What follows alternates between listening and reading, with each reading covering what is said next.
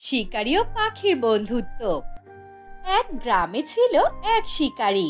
শিকারী একটি দিনের সকালে বনভূমিতে শিকারের জন্য বেরিয়ে আসে।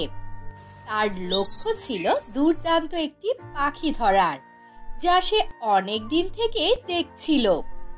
সে জাল ও খাঁচা প্রস্তুত করে, কিন্তু পাখিটি খুবই চতুর এবং তা তাকে ধরা দেয় না।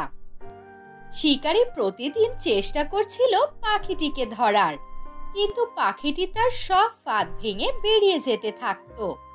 কিন্তু শিকারী পাখির দিকে তাকিয়ে বলে, তুমি এতদিন ধরে আমাকে ধোঁকা দিয়ে যাচ্ছ, কিন্তু একদিন আমি তোমাকে ধরবই। পাখি হাসতে হাসতে তার দিকে তাকায় এবং বলল, তুমি যতই চেষ্টা করো, আমি তোমাকে ফাঁদে ধরা দিব না।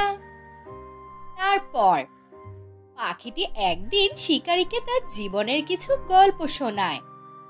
পাখি জানায়, আমি তো শিকারী নই, আমি শুধু জীবনের আনন্দে উড়াল দিতে চাই।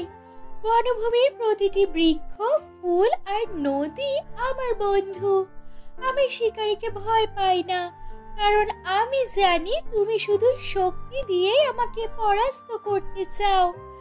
কিন্তু সত্যিকার শক্তি হলো একে অপরকে বোঝা।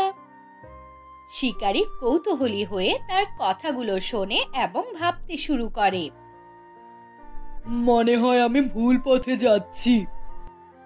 সে ভাবে। শিকারী এবং পাখি একসাথে কিছু সময় কাটাতে শুরু করে। শিকারী শিখতে থাকে পাখির কাছ থেকে। পাখি তাকে বনভূমির বিভিন্ন গাছপালা, ফুল এবং প্রাণীদের সম্পর্কে জানায়।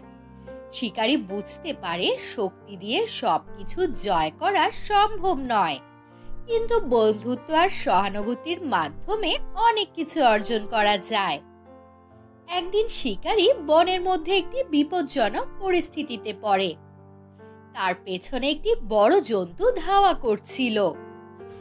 পাখি তখন তাকে সাহায্য করতে আসে এবং একসাথে তারা বিপদ থেকে রক্ষা পায়। শিকারী বুঝতে পারে প্রকৃত শক্তি হলো একে অপরকে সাহায্য করা এবং একসাথে সমস্যার সমাধান করা। তারপর থেকে শিকারী আর পাখি একসাথে জীবনকে নতুন দৃষ্টিকোণ থেকে দেখার সিদ্ধান্ত নেয়।